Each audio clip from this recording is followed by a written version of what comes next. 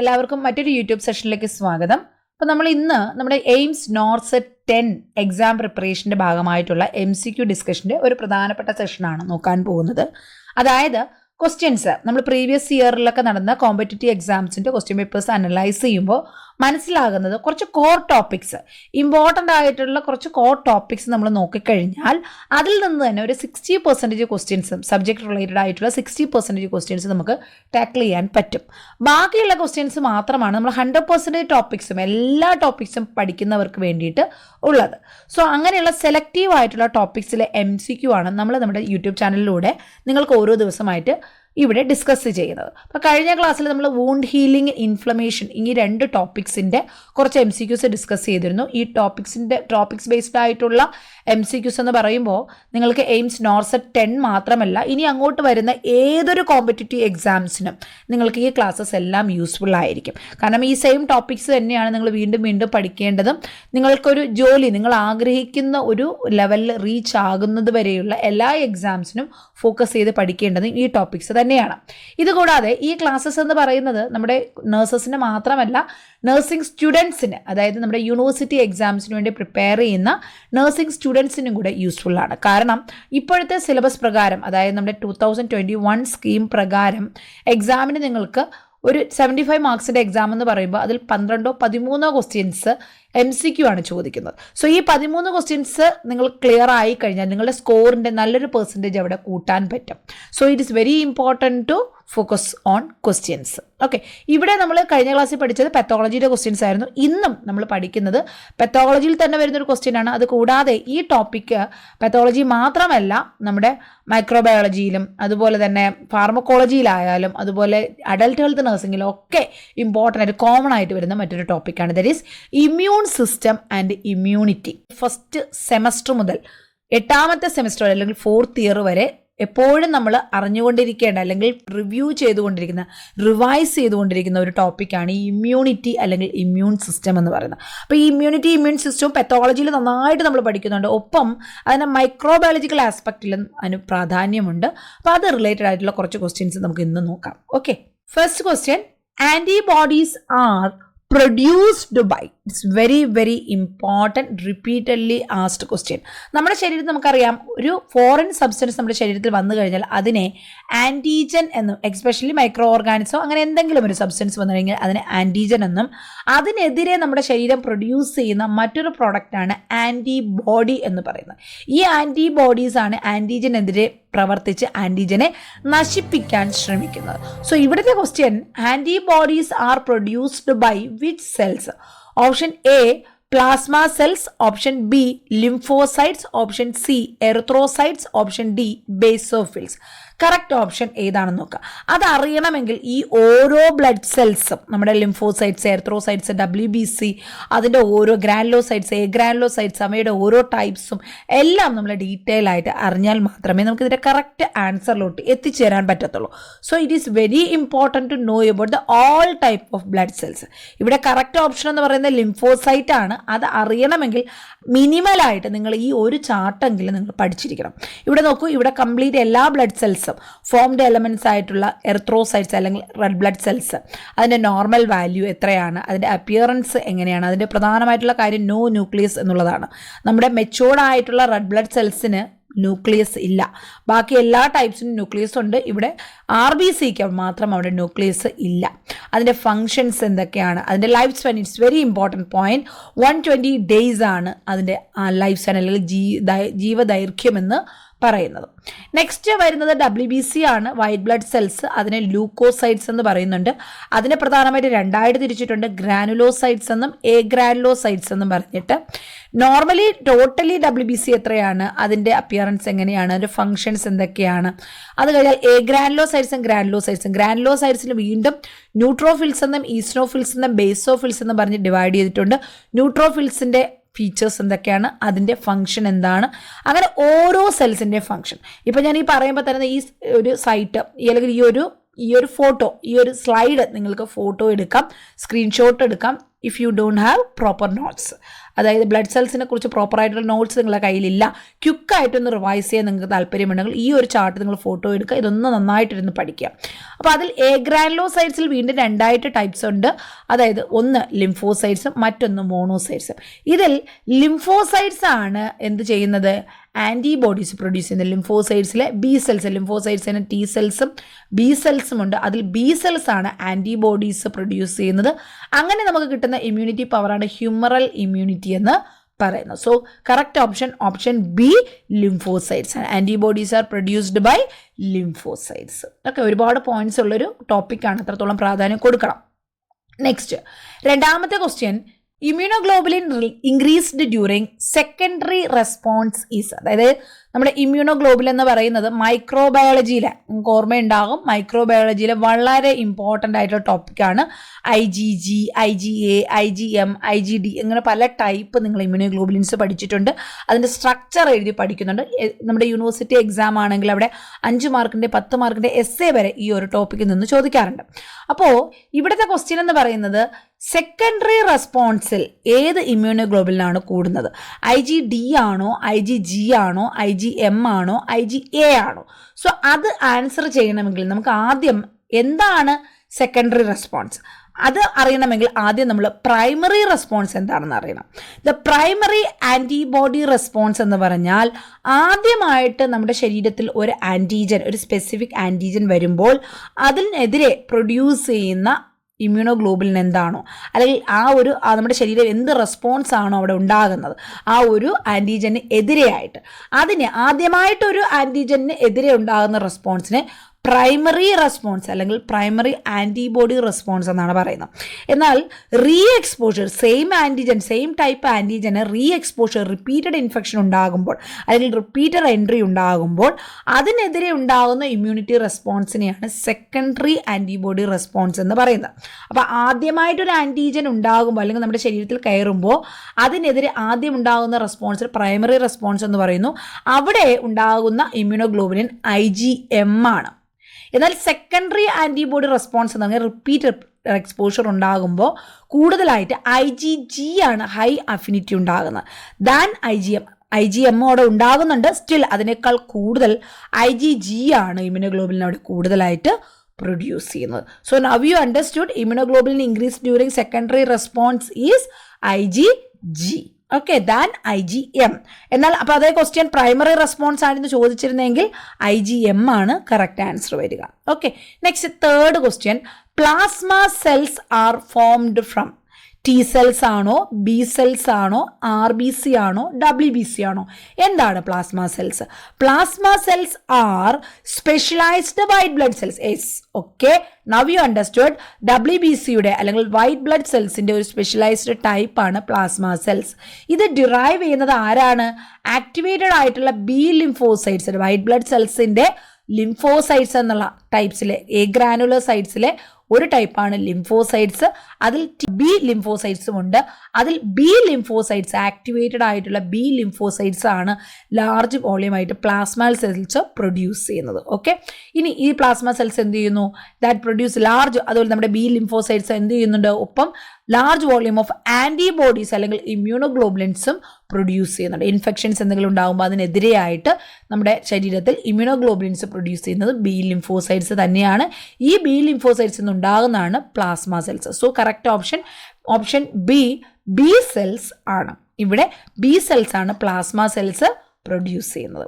Next fourth question, all of the following are organs of the lymphatic system except. എന്താണ് lymphatic system എന്ന് പറയുന്നത്? നമ്മുടെ ശരീരത്തിൽ blood circulation പോലെ തന്നെ ബ്ലഡ് വെസൽസ് എന്ന് പറഞ്ഞാൽ ബ്ലഡ് ഒഴുകുന്ന വെസൽസ് ആണ് ബ്ലഡ് വെസൽസ് എന്നറിയപ്പെടുന്നത്. അതുപോലെ ലിംഫ്, അതായത് നമ്മുടെ ബ്ലഡിൽ നിന്ന് തന്നെ ഡിറൈവ് ചെയ്യുന്ന അല്ലെങ്കിൽ ഡ്രെയിൻ ചെയ്ത് വരുന്ന പ്ലെയിൻ ആയിട്ടുള്ള ഫ്ലൂയിഡ്, അതാണ് ഈ ഒരു ലിംഫ് എന്ന് പറയുന്നത്.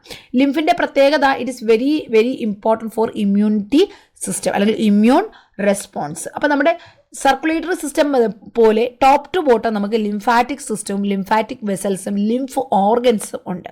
അതിൽ വരുന്ന ചില ഓർഗൻസ് ആണ് ടോൺസിൽസ്, തൈമസ് അല്ലെങ്കിൽ സ്പ്ലീൻ എന്നൊക്കെ പറയുന്നത്. അപ്പോൾ ഇവിടെ ചോദിച്ചിരിക്കുന്നത് താഴെ പറയുന്ന ഓപ്ഷനിൽ ലിംഫാറ്റിക് സിസ്റ്റവുമായിട്ട് യാതൊരു ബന്ധം ഇല്ലാത്ത ഒരു ഓർഗൻ അല്ലെങ്കിൽ ലിംഫാറ്റിക് സിസ്റ്റത്തിൽ വരാത്ത ഒരു ഓർഗൻ ഏതാണെന്നുള്ളതാണ്. So that is very, very easy question.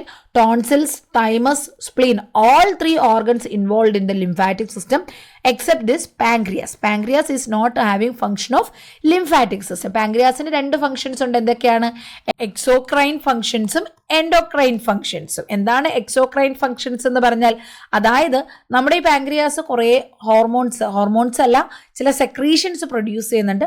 അത് പാൻക്രിയാറ്റിക് ജ്യൂസായി ഡൈജസ്റ്റീവ് സിസ്റ്റത്തിനുള്ളിലോട്ട് എത്തുമ്പോഴാണ് പല ന്യൂട്രിയൻസും നമുക്ക് അവിടെ ഡൈജസ്റ്റ് ചെയ്യാൻ പറ്റുന്നത്. അത് എക്സോക്രൈൻ ഫംഗ്ഷൻ.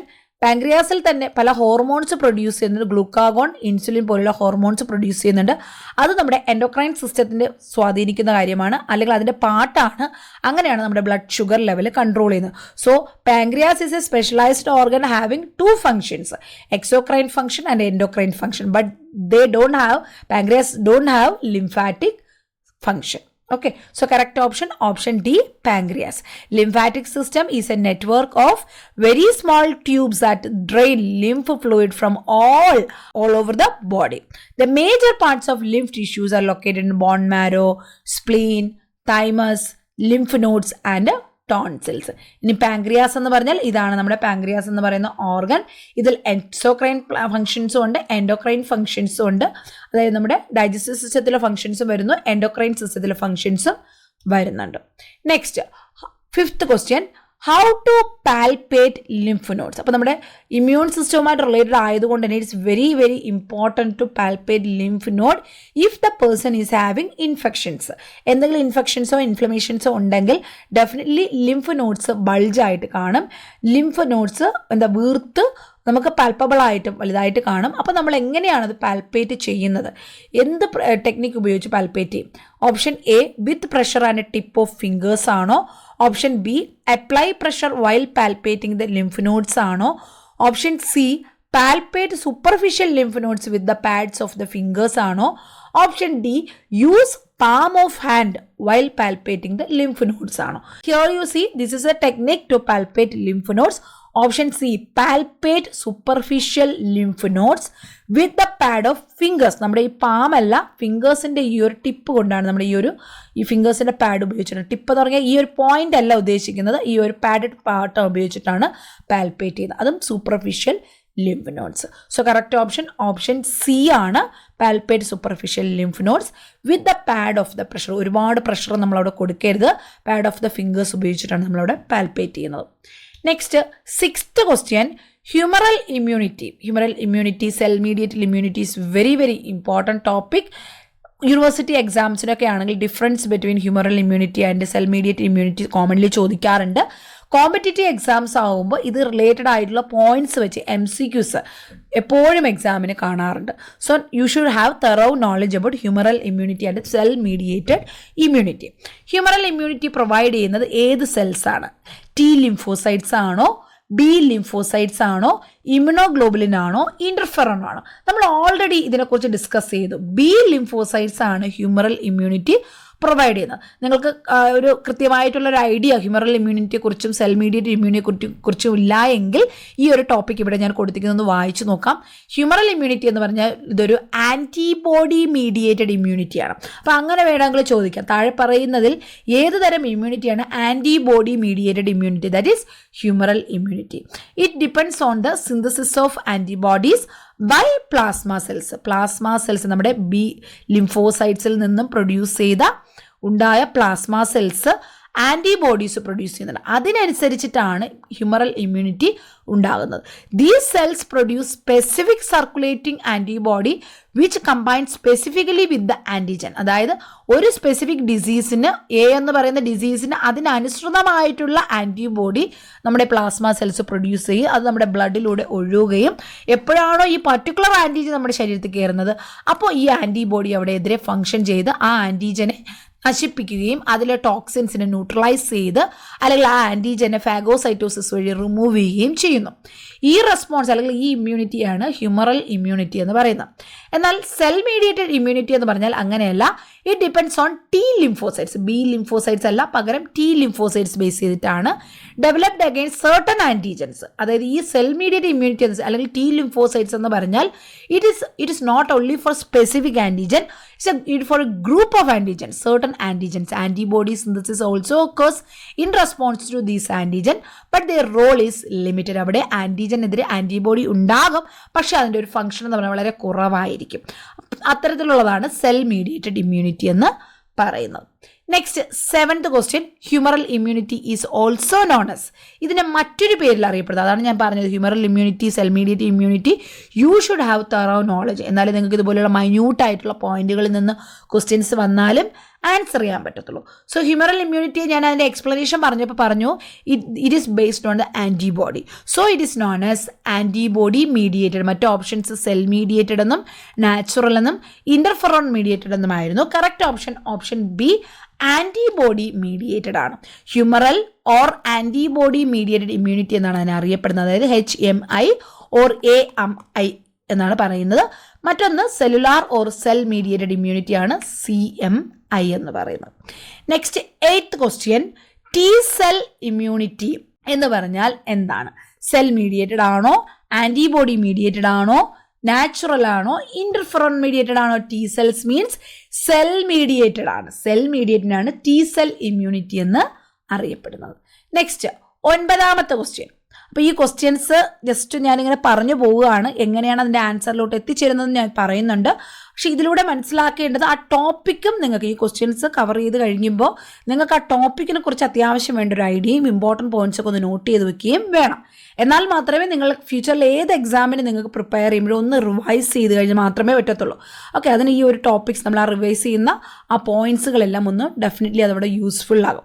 ഇല്ല, നിങ്ങൾ ഇന്നൊരു ദിവസം ഈ ഒരു ക്ലാസ് കണ്ടു കഴിഞ്ഞ് ഇവിടെ കളഞ്ഞു കഴിഞ്ഞാൽ പിന്നെ നിങ്ങൾക്ക് വീണ്ടും ഈ ടോപ്പിക്ക് പഠിക്കേണ്ടി വരും. അങ്ങനെ ഒരു ആവശ്യം വരാതെ ഇതിൽ നിന്ന് ഏത് ക്വസ്റ്റ്യൻ വന്നു കഴിഞ്ഞാലും അറിയണമെങ്കിൽ ഇന്നത്തെ ദിവസം ഈ ക്വസ്റ്റ്യൻസ് കേൾക്കുക. അത് കഴിഞ്ഞ് ഈ ടോപ്പിക്സ് നിങ്ങളൊന്ന് നന്നായിട്ട് വായിച്ച് ഇമ്പോർട്ടൻറ്റ് പോയിന്റ്സ് ഒന്ന് കുറിച്ച് വെക്കണം. So then you will be clear about this topic. 9th question, occurrence of certain disease or subclinical infection provides dash immunity. നമ്മൾ ഇമ്മ്യൂണിറ്റിയുടെ ക്ലാസിഫിക്കേഷൻ പഠിക്കുമ്പോൾ അവിടെ active immunity, passive immunity, natural active immunity, artificial active immunity, natural passive immunity, artificial passive immunity, അങ്ങനെ പല types പഠിക്കുന്നുണ്ട്. So അതിൽ ഇവിടെ ചോദിക്കുന്നത്, നമുക്കൊരു ഡിസീസ് വന്നു, എക്സാമ്പിൾ ചിക്കൻ പോക്സ് വന്നു. ചിക്കൻ പോക്സ് വന്ന് കഴിഞ്ഞ് അത് ആ ഒരു എപ്പിസോഡ് കഴിയുമ്പോൾ നമുക്ക് ആ ഒരു ഡിസീസിനെതിരെയുള്ള ഇമ്മ്യൂണിറ്റി ഡെവലപ്പ് ചെയ്യും. അതിനെ ഏത് തരം ഇമ്മ്യൂണിറ്റി എന്നാണ് പറയുന്നത്? നാച്ചുറൽ ആക്റ്റീവ് ഇമ്മ്യൂണിറ്റി എന്നാണോ, നാച്ചുറൽ പാസീവ് ഇമ്മ്യൂണിറ്റി എന്നാണോ, ആക്റ്റീവ് ആർട്ടിഫിഷ്യൽ ഇമ്മ്യൂണിറ്റി എന്നാണോ, പാസീവ് ആർട്ടിഫിഷ്യൽ ഇമ്മ്യൂണിറ്റി എന്നാണോ? അതിന് ഇതിലേത് സെഷൻ ക്വസ്റ്റ്യൻസ് വന്നാലും തിരിച്ചറിയണമെങ്കിൽ, കറക്റ്റായിട്ട് ആൻസർ ചെയ്യണമെങ്കിൽ ഈ ഒരു ചാർട്ട് മാത്രം നിങ്ങൾ പഠിച്ചാൽ മതി. സോ ഇവിടെ കറക്റ്റ് ഓപ്ഷൻ എന്ന് പറയുന്നത് ഓപ്ഷൻ എ, നാച്ചുറൽ ആക്റ്റീവ് ആണ്. ഇവിടെ നോക്കൂ, നമ്മുടെ ശരീരത്തിലെ ഇമ്മ്യൂണിറ്റിയെ പ്രധാനമായിട്ട് രണ്ടായിട്ട് ഡിവൈഡ് ചെയ്തിട്ടുണ്ട്. ഒന്ന് ഇന്നേറ്റ് ഇമ്മ്യൂണിറ്റി എന്നും മറ്റൊന്ന് അക്വയർഡ് ഇമ്മ്യൂണിറ്റി എന്നും. എന്താണ് ഇന്നേറ്റ് ഇമ്മ്യൂണിറ്റി എന്ന് പറഞ്ഞാൽ? ബൈ ബർത്ത് നമ്മുടെ ശരീരത്തിലുള്ള ഇമ്മ്യൂണിറ്റിയാണ് ഇന്നേറ്റ് ഇമ്മ്യൂണിറ്റി എന്ന് പറയുന്നത്. അതായത് നമുക്ക് സ്കിൻ പ്രൊട്ടക്ഷൻ ഉണ്ട്, നമ്മുടെ ശരീരത്തിലെ ഇൻറ്റേർണൽ സ്ട്രക്ചേഴ്സിനൊന്നും ഡാമേജ് വരാതിരിക്കാൻ വേണ്ടി ജന്മനാൽ നമുക്ക് കിട്ടിയ ഒരു പ്രൊട്ടക്ഷനാണ് സ്കിന്ന്. അതൊരു ഇന്നേറ്റ് ഇമ്മ്യൂണിറ്റിയാണ്. പക്ഷേ ക്വസ്റ്റ്യൻസ് കൂടുതലും ചോദിക്കുന്ന അക്വയർഡ് ഇമ്മ്യൂണിറ്റി എന്നാണ്. അതായത് നമ്മുടെ ലൈഫ് സ്റ്റൈലിൽ നമ്മൾ നേടിയെടുക്കുന്ന ഇമ്മ്യൂണിറ്റിയാണ് അക്വയർഡ് ഇമ്മ്യൂണിറ്റി എന്ന് പറയുന്നത്. അത് തന്നെ വീണ്ടും രണ്ടായിട്ട് തിരിച്ചിട്ടുണ്ട്, ആക്റ്റീവ് ഇമ്മ്യൂണിറ്റി എന്നും പാസീവ് ഇമ്മ്യൂണിറ്റി എന്നും. അപ്പോൾ ഈ അക്വയർഡ് ഇമ്മ്യൂണിറ്റിയിലെ ആക്റ്റീവ് ഇമ്മ്യൂണിറ്റി വീണ്ടും രണ്ടായിട്ട് തിരിച്ചിട്ടുണ്ട്, നാച്ചുറൽ എന്നും ആർട്ടിഫിഷ്യൽ എന്നും. അതുപോലെ പാസീവും നാച്ചുറലും ആർട്ടിഫിഷ്യലും ഉണ്ട്. ഈ അക്വയർഡിലെ ആക്റ്റീവ് ഇമ്മ്യൂണിറ്റിയിലെ നാച്ചുറൽ എന്ന് പറഞ്ഞാൽ നമുക്ക് നോർമലി ഒരു ഇൻഫെക്ഷൻ, നമ്മുടെ ഈ ക്വസ്റ്റ്യൻ്റെ ചോദിച്ചാൽ അതുപോലെ ശരീരത്തിൽ ഒരു ഇൻഫെക്ഷൻ ഉണ്ടായി അതിനെതിരെയുള്ള ആൻറ്റിബോഡി നമ്മുടെ ശരീരത്തിൽ ഉണ്ടാകുന്നത്, ഡെവലപ്പ് ചെയ്യുന്നതിനെ എന്ത് പറയുന്നു? നാച്ചുറൽ ആക്റ്റീവ് അക്വയർഡ് ഇമ്മ്യൂണിറ്റി അല്ലെങ്കിൽ നാച്ചുറൽ ആക്റ്റീവ് ഇമ്മ്യൂണിറ്റി എന്നാണ് പറയുന്നത്. നെക്സ്റ്റ്, നമ്മൾ ശരീരത്തിൽ ഒരു വാക്സിനേഷൻ എടുക്കുന്നു. ഫോർ എക്സാമ്പിൾ പറഞ്ഞാൽ BCG വാക്സിനേഷൻ നമ്മൾ എടുത്തു. അങ്ങനെ BCG വാക്സിനേഷൻ നമ്മുടെ ശരീരത്തിൽ ആൻറ്റിബോഡീസ് എന്തിനെതിരെ പ്രൊഡ്യൂസ് ചെയ്തു? ട്യൂബർക്ലോസിസിനെതിരെ പ്രൊഡ്യൂസ് ചെയ്തു.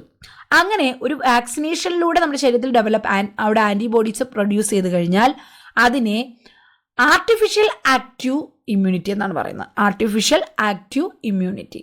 നെക്സ്റ്റ്, ഇനി നമുക്ക് അമ്മയിലൂടെ നമ്മുടെ ശരീരത്തിൽ നമുക്ക് ഇമ്മ്യൂണിറ്റി കിട്ടുന്നുണ്ട്, പക്ഷെ അത് അമ്മയിൽ നിന്നും കുഞ്ഞിലോട്ട് വന്നതാണ്. ത്രൂ ബ്രസ്റ്റ് മിൽക്ക് അല്ലെങ്കിൽ ത്രൂ പ്ലാസൻറ്റ നമുക്ക് കിട്ടിയതാണെങ്കിൽ അതിനെയാണ് നാച്ചുറൽ പാസീവ് ഇമ്മ്യൂണിറ്റി എന്ന് പറയുന്നത്. Antibodies received from mother, example through breast milk, അതാണ് നാച്ചുറൽ പാസീവ് ഇമ്മ്യൂണിറ്റി. ഇനി ആർട്ടിഫിഷ്യൽ എന്ന് പറഞ്ഞാൽ ആർട്ടിഫിഷ്യൽ പാസീവ് എന്ന് പറഞ്ഞാൽ ആൻറ്റിബോഡീസ് റിസീവ്ഡ് ഫ്രം മെഡിസിൻ. ഒരു മെഡിസിൻ നമ്മൾ കഴിച്ചു, അതിലൂടെ നമുക്ക് കിട്ടുന്ന ഇമ്മ്യൂണിറ്റി പവർ. ആൻറ്റിബോഡീസ് അവിടെ റിസീവ് ചെയ്യുകയാണ്, അവിടെ ശരീരത്തിൽ ഉണ്ടാകുകയല്ല, റിസീവ് ചെയ്യണം ആൻറ്റിബോഡീസ് നമുക്ക് ആ ഒരു മെഡിസിനിലൂടെ നമുക്ക് കിട്ടിക്കഴിഞ്ഞാൽ അതിനെ ആർട്ടിഫിഷ്യൽ പാസീവ് ഇമ്മ്യൂണിറ്റി എന്നാണ് പറയുന്നത്. So these are the 4 types of acquired immunity. It's very, very important. Many times they asked question from this one. And these nurses or people will be getting confusion on this topic. Always they will be going for wrong options. So make sure you are studying this topic very well. Okay. Next one, 10th question. Vaccination provides dash immunity. Same ഇപ്പോൾ തൊട്ട് മുന്നേ നമ്മൾ പറഞ്ഞ ഈ ചാർട്ടിൽ പറയുന്നത് തന്നെയാണ്. Vaccination എവിടെ നിന്നാണ് എങ്ങനെയത്തെ ഇമ്മ്യൂണിറ്റിയാണ് നമുക്ക് കിട്ടുന്നത്? ആർട്ടിഫിഷ്യൽ ആക്റ്റീവ് ഇമ്മ്യൂണിറ്റിയാണ് കിട്ടുന്നത്. Artificial active. So correct option C ആണ്. ആ ഒരു ചാർട്ട് പഠിച്ചാൽ തന്നെ നിങ്ങൾക്കതിൽ ഏത് ക്വസ്റ്റ്യനും ആൻസർ ചെയ്യാൻ പറ്റും. Artificial active or active artificial. Next 11th question. When a B cell is exposed to an antigen for the first time. ഞാൻ മറ്റൊരു കാര്യം കൂടി ഈ ഒരു അവസരത്തിൽ നിങ്ങൾ ഓർമ്മപ്പെടുത്താൻ ആഗ്രഹിക്കുന്നു. കഴിഞ്ഞ ക്ലാസ്സിൽ ഞാൻ പറഞ്ഞതാണ്, നിങ്ങളുടെ ക്വസ്റ്റ്യൻസ് വായിക്കുമ്പോൾ നിങ്ങൾ ആ വീഡിയോ ഇവിടെ പോസ് ചെയ്തിട്ട് ക്വസ്റ്റ്യൻസ് നിങ്ങൾ സ്വയം വായിച്ച് അതിൻ്റെ ആൻസർ നിങ്ങൾ ഈ വീഡിയോയിൽ കമൻറ്റ് ചെയ്യണം. എന്നിട്ട് നിങ്ങൾ ഇതിൻ്റെ ആൻസർ, കാരണം ആൻസർ കീ നമ്മളിവിടെ ഗ്യാപ്പ് ഇട്ടിട്ടല്ല പറയുന്നത്, ഞാൻ പെട്ടെന്ന് പറഞ്ഞു പോവുകയാണ്. കാരണം നമുക്ക് വീഡിയോയുടെ ലെങ്ത് മാക്സിമം കുറച്ചെടുക്കണം, അല്ലെങ്കിൽ 10-30 ക്വസ്റ്റ്യൻസ് എക്സ്പ്ലെയിൻ ചെയ്യുമ്പോൾ 1.5 മണിക്കൂറിൽ കൂടുതലോട്ട് പോകാൻ ചാൻസ് ഉണ്ട്. അത് വരാതിരിക്കാൻ വേണ്ടി ആണ് നിങ്ങൾക്ക് പെട്ടെന്ന് തന്നെ കുറച്ച് സമയത്തിനുള്ളിൽ തന്നെ കൂടുതൽ ക്വസ്റ്റ്യൻസ് ഡിസ്കസ് ചെയ്യാൻ വേണ്ടി ഞാൻ പെട്ടെന്ന് പറഞ്ഞു പോകുന്നത്. പക്ഷേ നിങ്ങൾ ക്ലാസ് കേൾക്കുമ്പോൾ നിങ്ങൾ ചെയ്യേണ്ടത് ക്വസ്റ്റ്യൻസ് കാണുമ്പോൾ തന്നെ വീഡിയോ പോസ് ചെയ്യുക, ആ ക്വസ്റ്റ്യൻസ് വായിച്ച് നിങ്ങളുടെ ഓപ്ഷൻ എന്താണോ, നിങ്ങൾക്ക് തോന്നുന്ന കറക്റ്റ് ഓപ്ഷൻ ഏതാണോ അത് വീഡിയോയിൽ കമൻറ്റ് ചെയ്യുക. അതുപോലെ തന്നെ വീഡിയോ നിങ്ങൾക്ക് യൂസ്ഫുൾ ആണെങ്കിൽ അതൊന്നും നിങ്ങൾ എഴുതാൻ മറന്നു പോകരുത്. വീഡിയോ എത്രത്തോളം യൂസ്ഫുൾ ആയി, അല്ലെങ്കിൽ നിങ്ങൾക്ക് ഇനി നെക്സ്റ്റ് ഏത് ടോപ്പിക്കിൽ നിന്ന് ക്ലാസ് വേണം, അതുപോലെയുള്ള കാര്യങ്ങൾ നിങ്ങളൊന്ന് ഈ വീഡിയോയിൽ നിന്ന് കമൻറ്റ് ചെയ്യാൻ ശ്രമിക്കുക. വീഡിയോ ഇഷ്ടപ്പെട്ട് കഴിഞ്ഞാൽ ലൈക്ക് ചെയ്യാൻ ശ്രമിക്കണം, അതായത് ലൈക്ക് ചെയ്യണം, ലൈക്ക് ബട്ടൺ പ്രസ് ചെയ്യണം.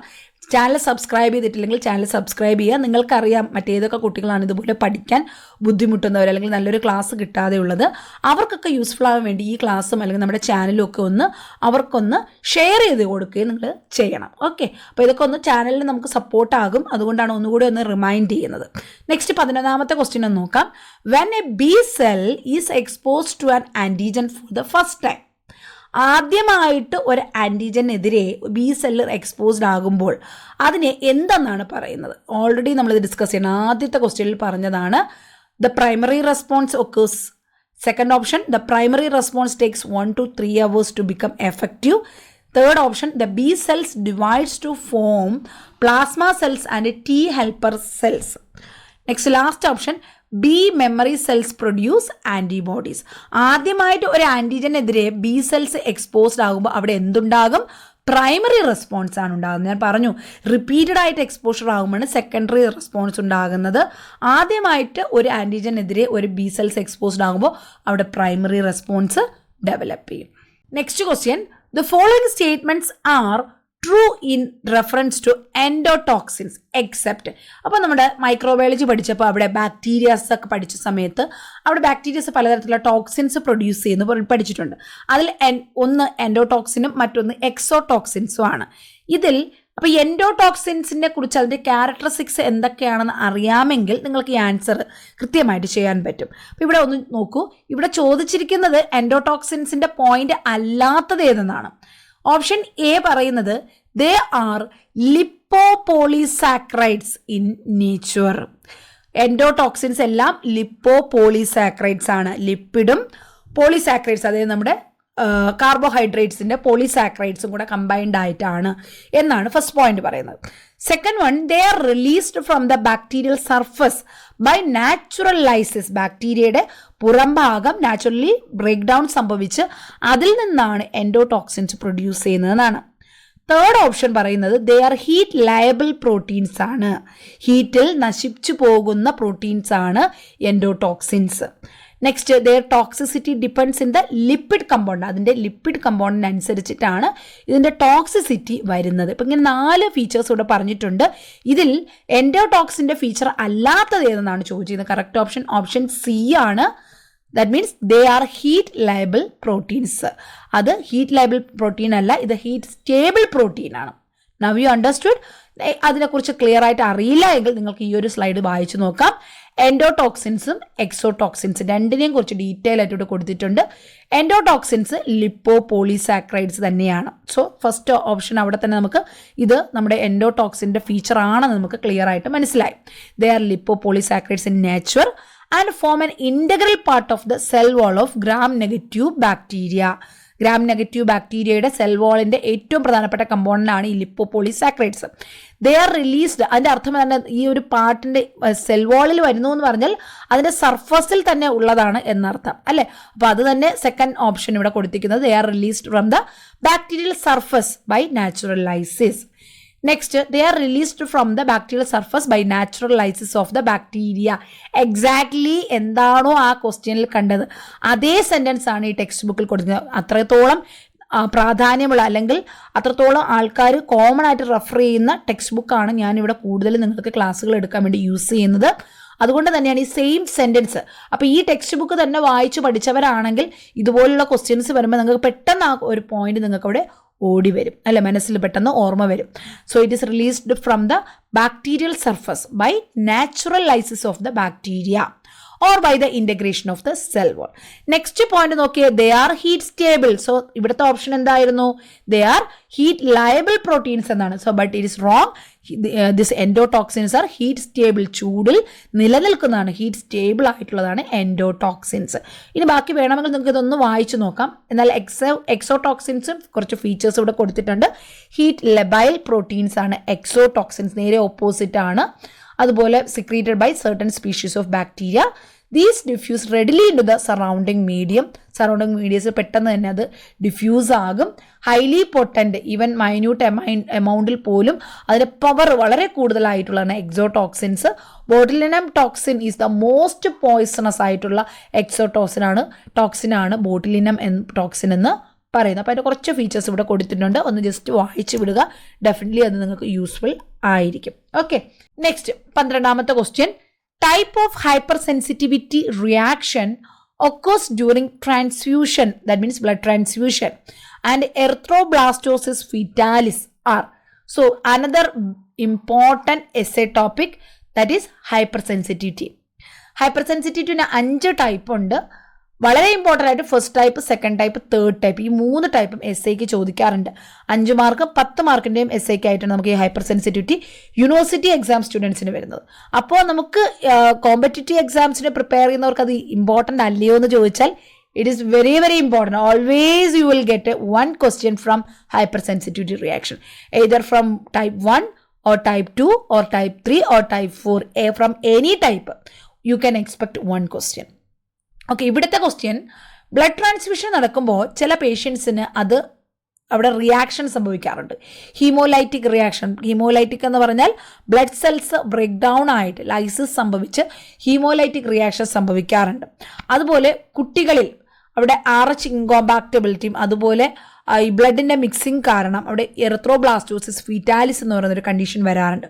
സോ ഈ 2 റിയാക്ഷൻസ് സംഭവിക്കുന്നത് ഏത് ടൈപ്പ് ഹൈപ്പർ സെൻസിറ്റിവിറ്റി റിയാക്ഷനാണ്? ടൈപ്പ് 1 ആണോ, ടൈപ്പ് 2 ആണോ, ടൈപ്പ് 3 ആണോ, ടൈപ്പ് 4 ആണോ? കറക്റ്റ് ഓപ്ഷൻ ടൈപ്പ് 2 ആണ്. ടൈപ്പ് 2 എന്ന് പറഞ്ഞാൽ ഇതും ഞാൻ ആ സെയിം ടെക്സ്റ്റ് ബുക്കിൽ നിന്ന് തന്നെ എടുത്തതാണ്. ടൈപ്പ് 2 സൈറ്റോടോക്സിക് റിയാക്ഷൻ എന്നാണ് അതിനെ പറയുന്നത്.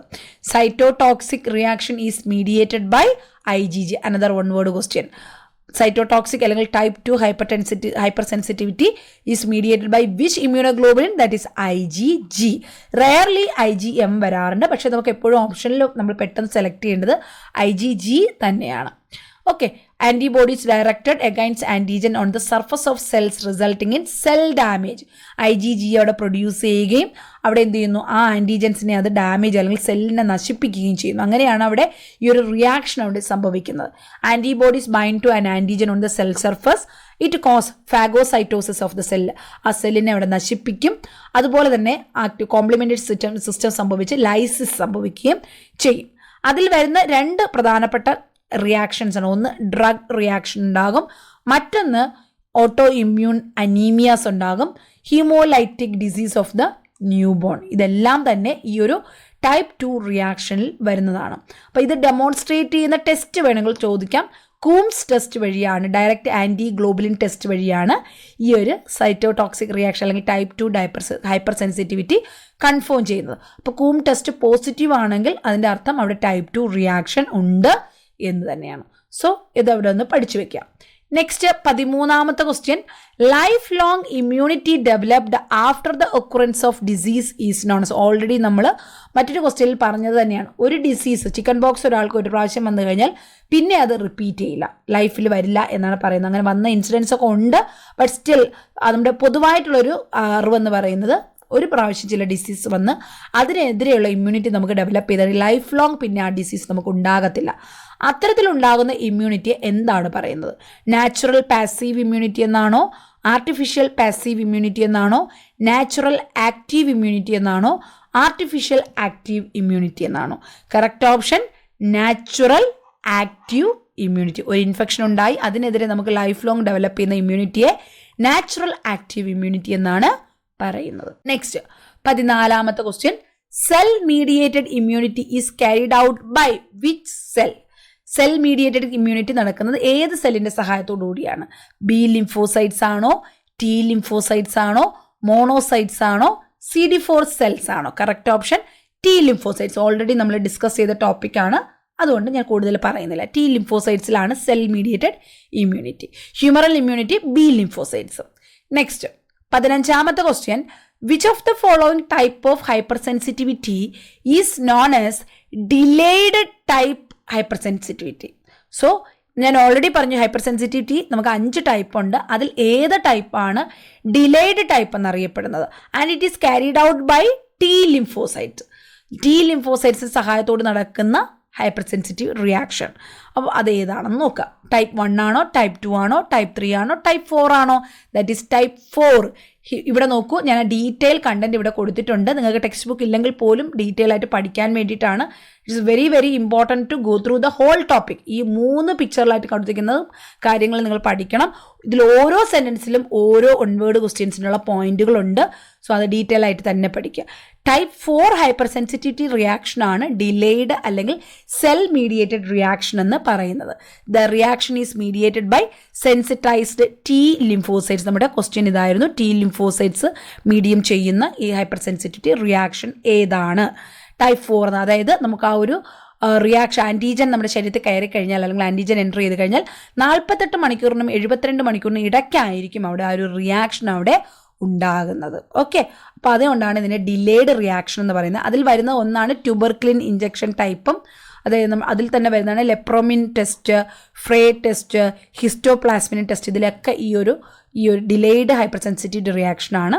പിന്നെ കോൺടാക്ട് ഡെർമറ്റൈറ്റിസ്, ഇതും മറ്റൊരു ക്വസ്റ്റ്യനായിട്ട് ഒരു പ്രാവശ്യം ചോദിച്ചിട്ടുണ്ട്. അപ്പോൾ അത് ഓർത്തിരിക്കുക. കോൺടാക്ട് ഡെർമറ്റൈറ്റിസ് ടൈപ്പ് എന്ന് പറയുന്നതും ടൈപ്പ് 4 ഹൈപ്പർ സെൻസിറ്റിവിറ്റി റിയാക്ഷനാണ്. So just pause the video, go through this topic. Is very very important. Note it down.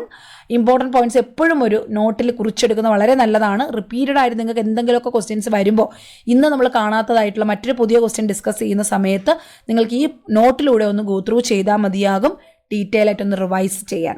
Next 16th question, identify the correct statement related to type 1 hyper sensitivity. അപ്പോൾ നമ്മൾ type 2ഉം type 4ഉം പറഞ്ഞു. ഇവിടെ നമ്മൾ പറയുന്നത് type 1 ആണ്. Type 1 hyper സെൻസിറ്റിവിറ്റിയുടെ പ്രത്യേകത എന്താണ്? Option A, immunoglobulin responsible for type 1 hyper sensitivity reaction is IgE. Option B, mast cells are important cells in type 1 hypersensitivity. Mast cells. Option C, immunoglobulin responsible for type 1 immuno type 1 hyper sensitivity. Type 1 hyper സെൻസിറ്റിവിറ്റിയിൽ ഇമ്മ്യൂണോഗ്ലോബുലിനാണ് responsible. അതോ option D IgEയും mast സെൽസും both A and B ആണോ type 1 hyper സെൻസിറ്റിവിറ്റിക്ക് responsible? So ഇതും നമുക്കിവിടെ ഒന്ന് നോക്കാം. Both A and D, that means type 1, otherwise known as anaphylactic reaction. Anaphylaxis is the classical example of type 1 hypersensitive reaction. It is IgE mediated reaction. The term anaphylaxis was described by Richard, it's very important, who observed that dogs which had survived a sublethal dose of toxic extracts of sea anemones were rendered highly susceptible to minute doses of same extract given days or weeks later instead of becoming immune to it. അപ്പോൾ ഇങ്ങനെ ഒരു എക്സ്പെരിമെൻറ്റിലൂടെയാണ് നമ്മുടെ അനഫ്ലാക്റ്റിക് reaction type 1 എന്നുള്ള ഒരു reaction hyper sensitivity അവിടെ find out ചെയ്യുന്നത്. ഒപ്പം ഇവിടെ മാസ്റ്റ് സെൽസും അവിടെ സഹായിക്കുന്നുണ്ട്. സോ നമ്മുടെ correct option D both A and B ആണ്, IgEയും മാസ്റ്റ് സെൽസും. ഓക്കെ, അപ്പോൾ ഇതിൻ്റെ കംപ്ലീറ്റ് കെമിക്കൽ മീഡിയേറ്റേഴ്സ് ഏതൊക്കെ ഇതിൽ വരുന്നുണ്ട്, പ്രൈമറി മീഡിയേറ്റേഴ്സ്, സെക്കൻഡറി മീഡിയേറ്റേഴ്സ്, പിന്നെ ഫീച്ചേഴ്സ് ഓഫ് അനഫ്ലാക്സിസ് എല്ലാം ഡീറ്റെയിൽ ആയിട്ട് ഇവിടെ കൊടുത്തിട്ടുണ്ട്. കെമിക്കൽ മീഡിയേറ്റേഴ്സ് എന്ന് പറയുമ്പോൾ പ്രൈമറി മീഡിയേറ്റേഴ്സ് തന്നെ ഹിസ്റ്റമിൻ, സെറോട്ടോണിൻ, ഈസ്നോഫില്ല്, അതുപോലെ തന്നെ ന്യൂട്രോഫില്ല്, ഇങ്ങനെ പല ഘടകങ്ങൾ ഇവിടെ വരുന്നുണ്ട്. പിന്നെ സെക്കൻഡറി മീഡിയേറ്റേഴ്സ് അതും എന്തൊക്കെയാണ്, thromboxane, prostaglandin, slow reacting substances, platelet activating factor, cytokine such as interleukin 3, IL-6, GM-CSF, IL-1, interferon gamma, interferon alpha, ഇങ്ങനെ പല ടൈപ്പിലുള്ള സെക്കൻഡറി മീഡിയേറ്റേഴ്സും കൊടുത്തിട്ടുണ്ട്. സോ ഇതൊന്ന് നോക്കി പോവുക, വെരി ഇമ്പോർട്ടൻറ്റ് ടോപ്പിക്. അതുപോലെ തന്നെ പല റിയാക്ഷൻസ് ടൈപ്പ് 1 എന്ന് പറയുന്ന ഒരുപാട് കാര്യങ്ങൾ നമുക്ക് പഠിക്കാനുള്ളതാണ്. ടൈപ്സ് ഓഫ് അനഫ്ലാക്സിസ് ഏതൊക്കെയാണ്, അനഫ്ലാക്സിസ് ഇൻ വിട്രോ, അതുപോലെ ക്യൂട്ടേനിയസ് അനഫ്ലാക്സിസ്, പാസീവ് ക്യൂട്ടേനിയസ് അനഫ്ലാക്സിസ്, അതുപോലെ അറ്റോപ്പിയുടെ ഫീച്ചേഴ്സ് എന്തൊക്കെയാണ്, മെക്കാനിസം എന്തൊക്കെയാണ്, അല്ലെങ്കിൽ എക്സാമ്പിൾസ് എന്തൊക്കെയാണ്, അനഫ്ലാക്റ്റോട് റിയാക്ഷൻ എന്താണ്, ഇതെല്ലാം ഒന്ന് വായിച്ചു വിടുക. It's very very important. Next 17th question, immediate treatment of anaphylaxis. ഒരു അനഫ്ലാക്സിസ് അല്ലെങ്കിൽ ഒരു അലർജിക് റിയാക്ഷൻ ഉണ്ടായിക്കഴിഞ്ഞാൽ, ടൈപ്പ് 1 ഹൈപ്പർ സെൻസിറ്റിവിറ്റി റിയാക്ഷൻ ഉണ്ടായിക്കഴിഞ്ഞാൽ ഇമ്മീഡിയറ്റായിട്ട് നമ്മൾ ഏത് മെഡിസിനാണ് കൊടുക്കേണ്ടത്? അഡ്രിനാലിനാണോ, ബെൻസൈൽ പെൻസിലിനാണോ, ഹൈഡ്രോകോർട്ടിസോൺ ആണോ, അട്രോപ്പിനാണോ? കറക്റ്റ് ഓപ്ഷൻ A അഡ്രിനാലിനാണ്. അഡ്രിനാലിൻ അല്ലെങ്കിൽ എപ്പിനെഫ്രിൻ എന്ന് പറയുന്നത് ഇമ്മീഡിയറ്റ് ട്രീറ്റ്മെൻ്റ് ആണ്, അനഫ്ലാക്സിസിൻ്റെ ഇമ്മീഡിയറ്റ് ട്രീറ്റ്മെൻ്റ് ആണ്. It will stimulate the alpha adrenoceptors and thereby it increases peripheral vascular resistance. It leads to improvement in blood pressure. നമുക്ക് പെട്ടെന്ന് പേഷ്യൻറ്റ് സർവൈവ് ചെയ്യിപ്പിക്കുക എന്നുള്ളതാണ് ആവശ്യം. സോ അവിടെ അഡ്രിനാലിൻ കൊടുക്കണം, ബ്ലഡ് പ്രഷർ അവിടെ നോർമലിൽ കൊണ്ടുവരണം. കൊറോണറി പെർഫ്യൂഷൻ, ഹാർട്ടിലോട്ടുള്ള ബ്ലഡ് സപ്ലൈ കൂട്ടണം. ആൻജിയോ എഡിമ കുറയ്ക്കണം. അതിന് അഡ്രിനാലിനാണ് അവിടുത്തെ ഇമ്മീഡിയറ്റ് ട്രീറ്റ്മെൻറ്റ് എന്ന് പറയുന്നത്. Next 18th question, during blood transfusion therapy patient developed wheezing, okay, and her skin become flushed with hives. നമുക്ക് ചുവന്ന് തടിച്ചു വരുന്ന സ്കിന്നിലുണ്ടാകുന്ന അലർജിക് റിയാക്ഷൻ അറിയായിരിക്കും, അതിനാണ് ഹൈവ്സ് എന്ന് പറയുന്നത്. അപ്പോൾ ഈ ഒരു ബ്ലഡ് ട്രാൻസ്ഫ്യൂഷൻ്റെ സമയത്ത് പേഷ്യൻ്റ് ഇമ്മീഡിയറ്റ്ലി വീസിങ്ങും ഈ സ്കിന്നിൽ ഹൈവ്സും ഒക്കെ ഡെവലപ്പ് ചെയ്ത് കഴിഞ്ഞാൽ അതിൻ്റെ അർത്ഥം എന്താണ്? ഹീമോലൈറ്റിക് റിയാക്ഷൻ ആണോ, അലർജിക് റിയാക്ഷൻ ആണെന്നാണോ, ട്രാൻസ്ഫ്യൂഷൻ റിയാക്ഷൻ എന്നാണോ, ത്രോംബോട്ടിക് ക്രൈസിസ് എന്നാണോ? Correct option it is allergic reaction. Option B allergic reaction. Okay, next 19th question, നമ്മൾ ബ്ലഡ് ട്രാൻസ്ഫ്യൂഷനെ കുറിച്ച് ഒരു MCQ എടുക്കുന്നുണ്ട്. അവിടെ നമുക്ക് ബ്ലഡ് ട്രാൻസ്ഫ്യൂഷൻ്റെ ഓരോ കാര്യങ്ങളും ഡീറ്റെയിൽ ആയിട്ട് നോക്കാം. Next 19th question, identify the transfusion reactions among the following. Already blood ട്രാൻസ്ഫ്യൂഷൻ്റെ ഒരു ഡീറ്റെയിൽ ആയിട്ടുള്ള ക്ലാസ്, MCQ ഡിസ്കഷൻ അല്ല, ക്ലാസ് ഞാൻ നമ്മുടെ യൂട്യൂബ് ചാനലിൽ അപ്ലോഡ് ചെയ്തിട്ടുണ്ട്. നിങ്ങൾ സെർച്ച് ബാറിൽ പോയിട്ടൊന്ന് സെർച്ച് ചെയ്ത് കഴിഞ്ഞാൽ നിങ്ങൾക്ക് ക്ലാസ് കിട്ടും. ആ ഒരു top to bottom complete blood ട്രാൻസ്ഫ്യൂഷനെ കുറിച്ച് അതിനകത്ത് എക്സ്പ്ലെയിൻ ചെയ്യുന്നുണ്ട്. Next, identify the transfusion reaction among the following. Transfusion reaction ഏതാണ്? ഹീമോലൈറ്റിക് ട്രാൻസ്ഫ്യൂഷൻ റിയാക്ഷൻ, അത് ഇമ്മീഡിയറ്റോ അല്ലെങ്കിൽ ഡിലേഡോ ആയിട്ടുള്ള ഹീമോലൈറ്റിക് റിയാക്ഷൻ ഉണ്ട്, ഇൻഫെക്ഷൻസ് ഉണ്ട്, അലർജിക് റിയാക്ഷൻസ് ഉണ്ട്. So option D all of the above ആണ്. കറക്റ്റ് ഓപ്ഷൻ ഡി ആണ്. ഈ പറഞ്ഞ എല്ലാ റിയാക്ഷൻസും ട്രാൻസ്ഫ്യൂഷനിൽ ഉണ്ടാകുന്നതാണ്, ബ്ലഡ് ട്രാൻസ്ഫ്യൂഷനിൽ ഉണ്ടാകുന്നതാണ്. Haemolytic transfusion reaction immediate haemolytic ഉണ്ട്, അതുപോലെ ഡിലേഡ് ഹീമോലൈറ്റിക് ട്രാൻസ്ഫ്യൂഷൻ റിയാക്ഷൻ ഉണ്ടാകാറുണ്ട്, ഇൻഫെക്ഷൻസ് ഉണ്ടാകാറുണ്ട്, അലർജിക് റിയാക്ഷൻസും ഉണ്ടാകാറുണ്ട്. So correct option all of the above. Next 20th question, identify auto immune diseases among the following. പറയുന്ന ഓപ്ഷനിൽ ഓട്ടോ ഇമ്മ്യൂൺ ഡിസീസ്, അതായത് നമ്മുടെ ശരീരം തന്നെ നമ്മുടെ ഇമ്മ്യൂൺ സിസ്റ്റത്തെ നശിപ്പിക്കുന്നതാണ് ഓട്ടോ ഇമ്മ്യൂൺ ഡിസീസ് എന്ന് പറയുന്നത്. അതിൽ ഓപ്ഷൻ എ പറയുന്നത് systemic lupus erythematosus SLE, option B Graves disease, option C myasthenia gravis, option D all of the above. Correct option D ആണ്, all of the above. Systemic lupus എറിത്രോമാറ്റസും Graves ഡിസീസും myasthenia ഗ്രാവിസും ഇവയെല്ലാം തന്നെ auto immune diseases ആണ്. Next 21st question, the nurse is caring for a child who is taking corticosteroids for systemic lupus erythematosus. SLE ഉള്ള അല്ലെങ്കിൽ systemic lupus എറിത്രോമാറ്റസസ് ഉള്ള ഒരു കുഞ്ഞ്, ആ കുഞ്ഞിനെ കെയർ ചെയ്യുന്ന നേഴ്സാണ് ഇത്. അപ്പോൾ ആ കുഞ്ഞിന് കോർട്ടിക്കോസ്റ്റീറോയിഡ്സ് പോകുന്നുണ്ട്. The nurse carefully monitors child's condition because the nurse is aware that corticosteroids can have what major action. നമ്മൾ ഈ കോർട്ടിക്കോസ്റ്റീറോയിഡ്സ് കൊടുക്കുന്ന കുട്ടികളെ പ്രത്യേകിച്ച് നമ്മൾ ശ്രദ്ധിക്കണം. എന്താണ് പ്രത്യേകിച്ച് ശ്രദ്ധിക്കേണ്ടത്? കാരണം ഈ കോർട്ടിക്കോസ്റ്റീറോയിഡ്സ് ചില പ്രശ്നങ്ങൾ ഉണ്ടാക്കാറുണ്ട് ചില ഡിസീസസ് ഉള്ളവർക്ക്. എന്താണ് പ്രശ്നമെന്ന് നോക്കണം. Option A, they increase liver enzymes, they can mask sign of infection, they cause bone marrow suppression, they decrease renal function. ഇവിടെ കറക്റ്റ് ഓപ്ഷൻ എന്ന് പറയുന്നത് they can mask signs of infection. കോർട്ടിക്കോസ്റ്റീറോയിഡ്സ് എന്ന് പറയുന്നത് ഇമ്മ്യൂൺ സിസ്റ്റത്തിനെ സപ്രസ് ചെയ്യും. So അവിടെ infection ഉണ്ടെങ്കിൽ ഇൻഫെക്ഷൻ്റെ സിംറ്റംസിനെ അവിടെ diminish ചെയ്ത് അതിൻ്റെ സൈൻസ് ഓഫ് സിംറ്റംസിനെ ഹൈഡ് ചെയ്യും, ഒളിപ്പിച്ച് വെക്കും. അവിടെ ആ കുഞ്ഞിന് എന്തെങ്കിലും ഇൻഫെക്ഷൻസ് ഉണ്ടെങ്കിൽ നമ്മൾ അറിയാൻ ചിലപ്പോൾ താമസിച്ചു പോയാൽ അത് കൂടുതൽ കോംപ്ലിക്കേഷനിലോട്ട് കൊണ്ടെത്തിക്കും. So we should watch for this അല്ലെങ്കിൽ infection signs. Okay, next 22, HLA elevates in dash condition. എന്താണ് HLA? അത് ഏത് കണ്ടീഷനാണ് കൂടുന്നത്? ഓപ്ഷൻ എ, കൺജനിറ്റൽ മാൾഫോർമേഷൻ ആണോ, മാലിഗ്നന്റ് ട്യൂമറിലാണോ, ഹെപ്പാറ്റിക് ഡിസോർഡേഴ്സിലാണോ, ഓട്ടോ ഇമ്മ്യൂൺ ഡിസോർഡേഴ്സിലാണോ? HLA എന്താണെന്ന് അറിഞ്ഞാലേ അത് എന്തുകൊണ്ടാണ് അല്ലെങ്കിൽ ഏത് കണ്ടീഷനിലാണ് കൂടുന്നതെന്ന് നിങ്ങൾക്ക് പറയാൻ പറ്റത്തുള്ളൂ. HLA എന്ന് പറഞ്ഞാൽ ഹ്യൂമൻ ലൂക്കോസൈറ്റ്സ് ആൻറ്റിജൻ ആണ്. അതൊരു പ്രോട്ടീനാണ്, അതായത് നമ്മുടെ മോസ്റ്റ് സെൽസിലും നമ്മുടെ മനുഷ്യ ശരീരത്തിലുള്ള എല്ലാ സെല്ലുകളിലും കാണപ്പെടുന്ന ഒരു പ്രോട്ടീനാണ് ഹ്യൂമൻ ലൂക്കോസൈറ്റ്സ് ആൻറ്റിജൻ എന്ന് പറയുന്നത്. എക്സ്പെഷ്യലി അനദർ പോയിന്റാണിത്, HLA കൺട്രോൾ ചെയ്യുന്ന ക്രോമസോം 6 ആണ്. ഇതിൻ്റെ മാർക്കർ വെച്ച് നമ്മുടെ ഇമ്മ്യൂൺ സിസ്റ്റത്തിന് നമുക്ക് അല്ലെങ്കിൽ ഒരു ഹെൽത്തി സെൽസ് അല്ലെങ്കിൽ മറ്റെന്തെങ്കിലും ഫോറിൻ ബോഡീസ് നമ്മുടെ ശരീരത്തിൽ കയറിയിട്ടുണ്ടോ അല്ലെങ്കിൽ നമ്മുടെ ഇമ്മ്യൂൺ സിസ്റ്റം നമ്മുടെ ശരീരത്തിൽ നിന്ന് നശിപ്പിക്കുന്നുണ്ടോ എന്ന് മനസ്സിലാക്കാൻ പറ്റും. So option D, auto immune ഡിസീസിലാണ് സ്വയം നമ്മുടെ ശരീരത്തിലെ ഇമ്മ്യൂൺ സിസ്റ്റം തന്നെ നമ്മുടെ ശരീരത്തിലെ ഹെൽത്തി സെല്ലിനെ നശിപ്പിക്കുന്ന പ്രക്രിയ ഓട്ടോ ഇമ്മ്യൂൺ ഡിസോർഡേഴ്സ്. ആ കണ്ടീഷനിൽ HLA ഹ്യൂമൻ ലൂക്കോസൈറ്റ്സ് ആൻറ്റിജൻ കൂടുന്നു. Next 23rd question, a rise of an existing antibody level in response to irrelevant stimulus.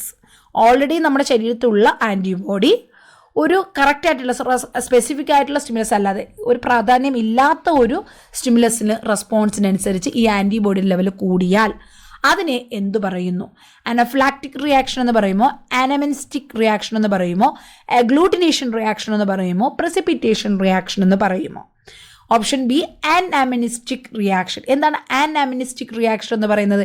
ഇതിനെ പ്രൈമറി റെസ്പോൺസും സെക്കൻഡറി റെസ്പോൺസും എന്നല്ല പറയുന്നത്, ബൂസ്റ്റർ റെസ്പോൺസ് എന്നാണ് പറയുന്നത്. അതായത് ഇതൊരു ഡിലേഡ് ഇമ്മ്യൂണോളജിക് റെസ്പോൺസ് ആണ്. എക്സ്പോഷർ ടു ആൻറ്റിജനെ sensitised individual results in massive production of existing antibody. ഒരു ആൻറ്റിജൻ നമ്മുടെ ശരീരത്തിൽ എക്സ്പോഷർ ആകുമ്പോൾ ഓൾറെഡി നമ്മുടെ ശരീരത്തിലുള്ള ആൻറ്റിബോഡി വളരെയധികമായിട്ട് മാസീവായിട്ട് പ്രൊഡ്യൂസ് ചെയ്യുന്നു. ഇതിനെയാണ് ആനമിനിസ്റ്റിക് റിയാക്ഷൻ അല്ലെങ്കിൽ ബൂസ്റ്റർ റെസ്പോൺസ് എന്ന് പറയുന്നത്. അഗ്ലൂട്ടിനേഷൻ റിയാക്ഷൻ എന്ന് പറഞ്ഞാൽ antigen is mixed with antibody, അവിടെ ആൻറ്റിബോഡിയും കൂടി മിക്സ് ചെയ്യുമ്പോഴുള്ള റിയാക്ഷനാണ് അഗ്ലൂട്ടിനേഷൻ. അനഫ്ലാക്റ്റിക് റിയാക്ഷൻ എന്ന് പറഞ്ഞാൽ അത് ഒരു അലർജിക് റിയാക്ഷനാണ്. നമുക്ക് എന്താ പറയുക, ഒരു ജനറലൈസ്ഡ് ആയിട്ട് ഇച്ചിങ്ങും ഹൈവ്സും സ്വെല്ലിങ്ങും വീസിങ്ങും ഡിഫിക്കൽട്ടി ഇൻ ബ്രീത്തിങ് ഫെയിൻറ്റിങ് ഇതുപോലെ അലർജിക് സിംറ്റംസ് ആയിരിക്കും അവിടെ കാണുക. പ്രസിപ്പിറ്റേഷൻ എന്ന് പറഞ്ഞാൽ എന്താ, ഇൻസോല്യൂബിൾ ആയിട്ടുള്ള സോൾട്ട് സൊല്യൂഷനിൽ ഫോം ചെയ്യുന്നതിനെയാണ് പ്രസിപ്പിറ്റേഷൻ എന്ന് പറയുന്നത്. സോ ഓപ്ഷൻ ബി, ആനമിനിസ്റ്റിക് റിയാക്ഷൻ ആണ് ഇവിടുത്തെ correct option. Next 24th question, Which of the following is a priority in planning care for a client with a diagnosis of immune deficiency? Immune system deficiency അല്ലെങ്കിൽ immune functions കുറവായിട്ടുള്ളൊരു കുട്ടിയെ അല്ലെങ്കിൽ ഒരു വ്യക്തിയെ നമ്മൾ care ചെയ്യുമ്പോൾ നമ്മൾ ഏറ്റവും കൂടുതൽ പ്രാധാന്യം എന്തിനു കൊടുക്കണം? അപ്പോൾ ഇവിടെ തന്നിരിക്കുന്ന 4 ഓപ്ഷൻസ് വായിച്ചു നോക്കുക. Option A, providing emotional support to decrease anxiety. Option B, identifying factors that decrease the immune function. Option C, encouraging discussion about lifestyle changes.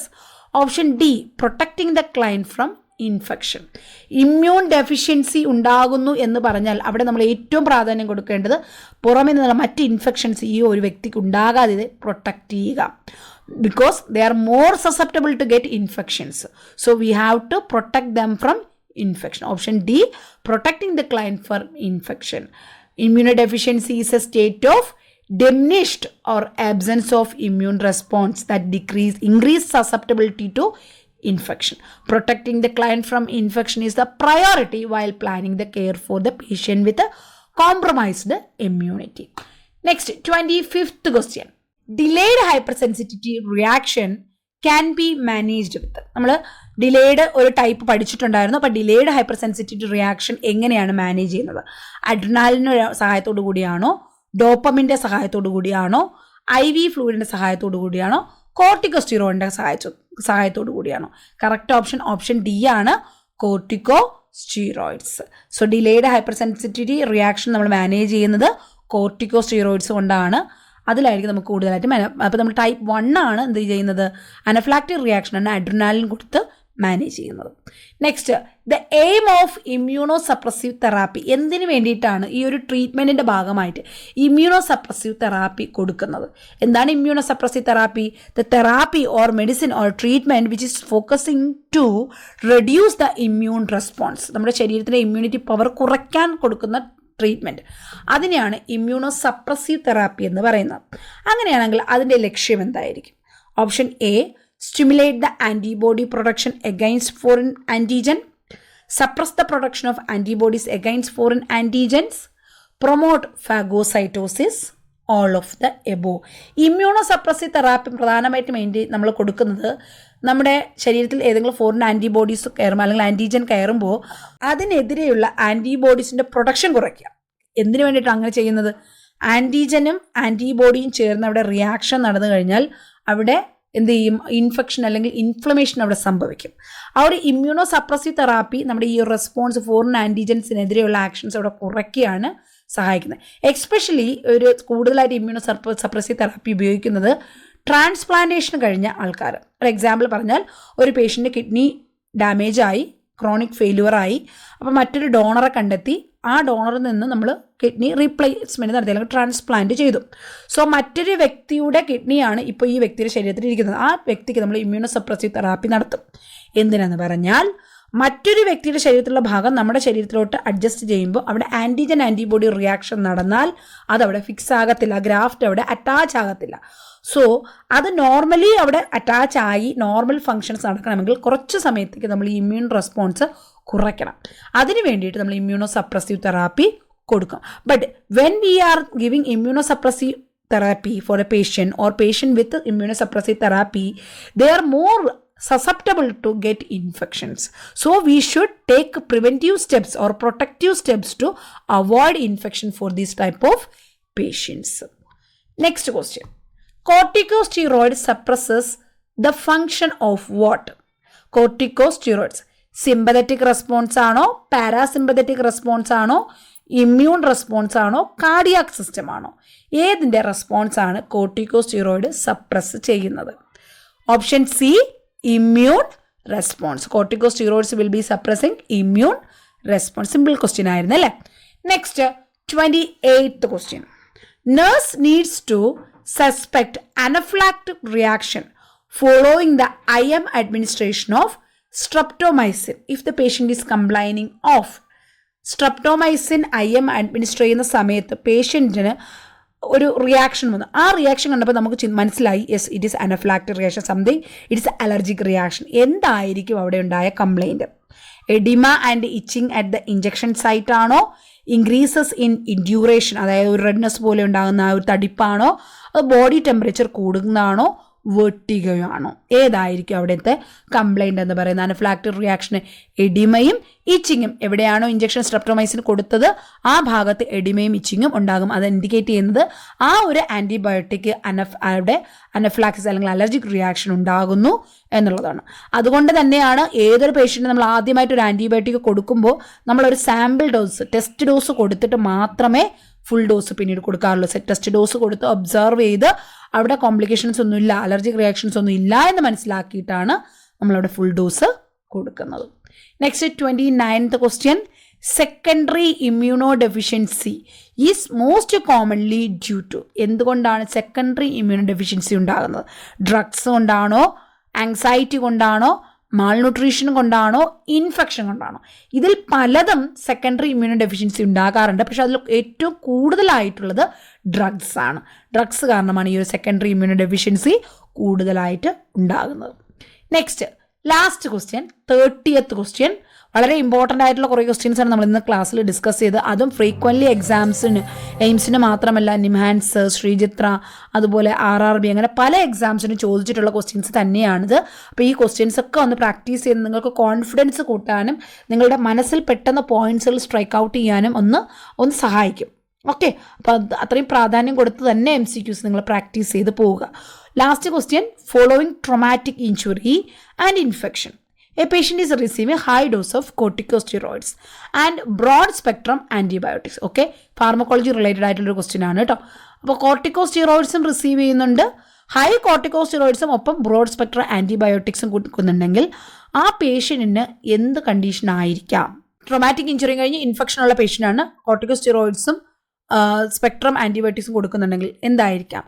കാൻഡിയാസിസ് ആണോ, CMV സൈറ്റോമെഗാലോ വൈറസ് ആണോ, ഷിജല്ല ആണോ, പ്ലാസ്മോഡിയം ആണോ?